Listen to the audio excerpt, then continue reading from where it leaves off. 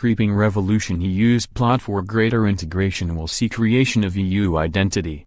The term used by ex-European Parliament President Martin Schulz to describe the entire bloc has been adopted by a German group which is calling for all EU nationals to see themselves as Europeans, while calling for an end to nationalism.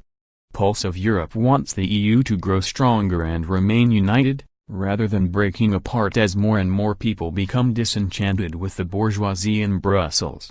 Founder of the group, Austrian writer Robert Menasse, believes there will be a Europhile revolution. The 44-year-old lawyer said, "It is fair to say that the EU is a creeping revolution, and just because it is creeping doesn't mean it isn't a revolution.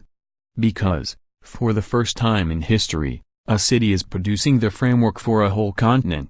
That has never happened before. This has been progressing in small steps for half a century, and that is a creeping revolution." Pulse of Europe believes the EU began as a coal and steel union but has now been able to control the defense industry on a supranational level. Founders sees themselves as instigators of solidarity, as the movement was a direct reaction to Brexit and Mr. Trump's election victory. The group welcomes the ability of the EU to control nations and whip them into following the same rules. Hans-Georg Schmidt from Pulse of Europe is calling for an EU identity and an end to political parties which want to put their nationals first. However, there is a backlash which is growing across the bloc. Poland is set to be taken to court by the EU over failure to follow rules, while Austria voted in Nationalist People's Party and Britain voted for Brexit. Viktor Orban's country Hungary has also refused to accept migrant quotas and could soon be punished by the EU.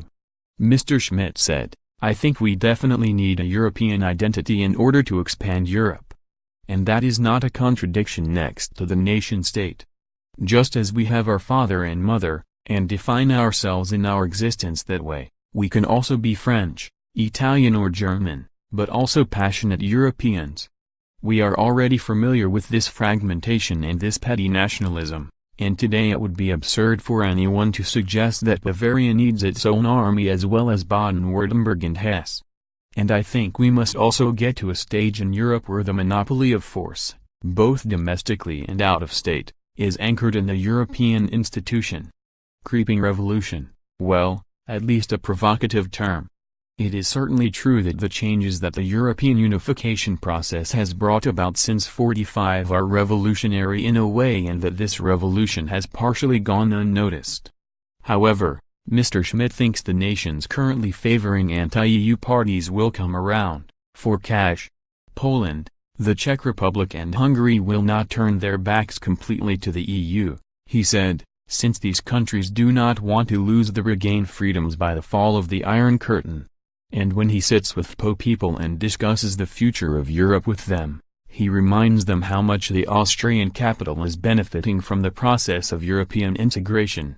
He said, "Well, we have to remember things in a historical context over and over again, must not be so oblivious to history, and to the positive things the European Union has done." The Pulse of Europe co-founder wants to see more than town twinning and trade relationships, as he calls for a common European passport and a single European defense army.